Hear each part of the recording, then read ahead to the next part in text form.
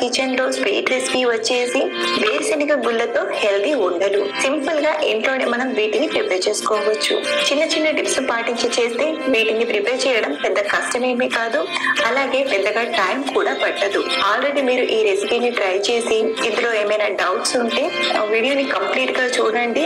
Simple method లో perfect tips తో ఈ వేరుశెనగ ఉండలను కరెక్ట్ గా ఎలా ప్రిపేర్ చేసుకోవాలో చూపించబోతున్నాను.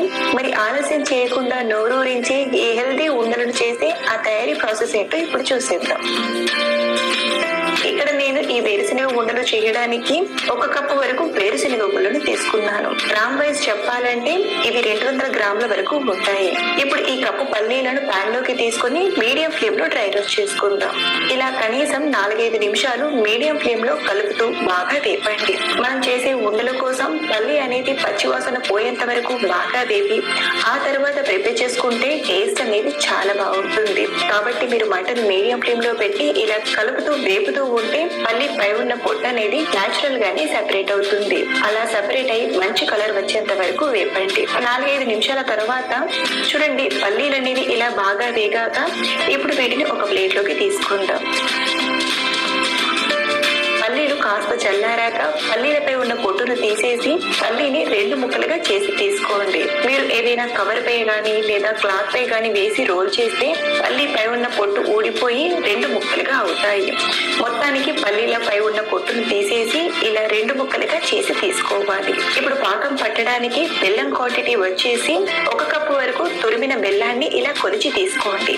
గ్రామ్ వైజ్ చెప్పాలంటే బెల్లం కూడా 200 గ్రాముల వరకు ఉంటుంది. అయితే మనం పాకాన్ని ప్రిపేర్ చేసే ముందు ఒక స్టీల్ ప్లేట్ కి గానీ లేదా చాపింగ్ బోర్డ్ కి గానీ కొంచెం నెయ్యిని అప్లై చేసి రెడీగా పెట్టుకుందాం. ఎందుకంటే మనం ప్రిపేర్ చేసింది వెంటనే తీసుకోవడానికి ఇలా రెడీగా పక్కన పెట్టండి.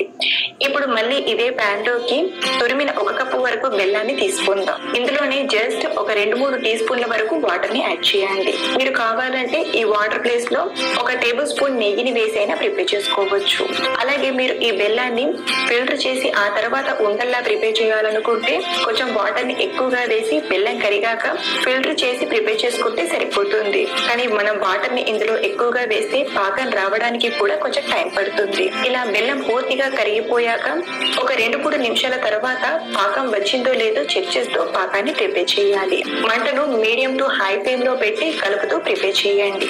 3 నిమిషాల తర్వాత పాకం వచ్చిందో లేదో ఒకసారి చూద్దాం. ఇలా వాటర్ లో కొంచెం పాకాన్ని వేసి చూస్తే చూడండి పాకం అనేది ఇంకా కొంచెం సాఫ్ట్ గా ఉంది. అంటే మనం ప్రిపేర్ చేసే ఈ ఉండల కోసం పాకం అనేది గట్టి పాకం రావాలి. అంటే విరిస్తే 2 ముక్కలుగా మనం చిక్కీ కోసం ప్రిపేర్ చేస్తుంటాం కదా, అలా పాకం రావాలి. ఇప్పుడు మంటను మీడియం ఫ్లేమ్ లో పెట్టి మరొక నిమిషం పాటు పాకాన్ని ఉడికించండి. ఇప్పుడు ఇందులోనే ఫ్లేవర్ కోసం 1/2 టీ స్పూన్ యాలకుల పొడిని అలాగే 1 టీ స్పూన్ వరకు నెయ్యిని యాడ్ చేసుకుందాం. మీకు నెయ్యి ఫ్లేవర్ నచ్చకపోతే నెయ్యి వేయకుండా కూడా ఈ ఉండలను ప్రిపేర్ చేసుకోవచ్చు. చూడండి మనకు పాకం వచ్చే ముందు కన్సిస్టెన్సీ అనేది ఇలా క్రీమీగా ఉంటుంది. ఇలా క్రీమీగా వస్తుందంటే పాకం అనేది రెడీ అవుతున్నట్టు. ఇప్పుడు మళ్ళీ గిన్నెలోకి కొంచెం పాకాన్ని తీసుకుని చూద్దాం. చూడండి మనకు పాకం అనేది వచ్చింది. ఇలా గిన్నెకేసి కొడితే టక్కని సౌండ్ వస్తుంది. ఇలా మీకు ఈజీగా అర్థమవుతుందని చూపిస్తున్నాను. ఇలా మీరు ఈజీగా ఈ పాకం వచ్చిందో లేదో తెలుసుకోవచ్చు. ఇలా పాకం వచ్చాక మళ్ళీ ఒకసారి పాకాన్ని బాగా కలిపి వెంటనే స్టవ్ ఆఫ్ చేయండి.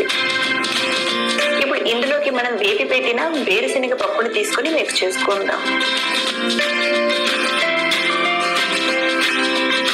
ఒకసారి ఇలా బాగా కలిపాక మనం నెయ్యి రాసిన ప్లేట్ లోకి తీసుకుందాం.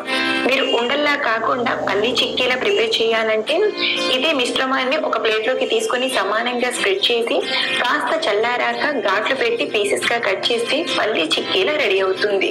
అయితే ఇక్కడ మనం వేరుశెనగ ఉండల్ని ప్రిపేర్ చేస్తున్నాం కదా, ఇది వేడిగా ఉన్నప్పుడే చేతికి కొంచెం వాటర్ ని అప్లై చేసుకుని ఉండల్లా చేసుకుందాం.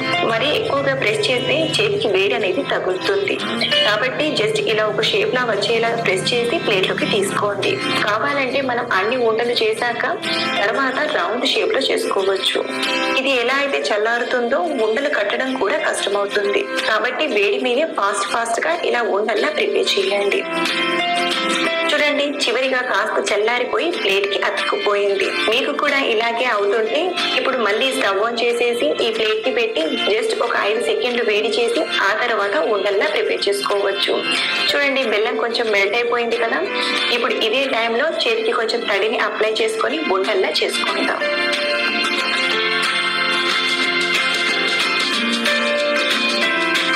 ఇలా ప్రిపేర్ చేసిన ఉండలని వెంటనే ఒకదానిపై ఒకటి వేయకుండా ఇవి పూర్తిగా చల్లారేంత వరకు ఇలా సపరేట్ గా పెట్టండి. వేడి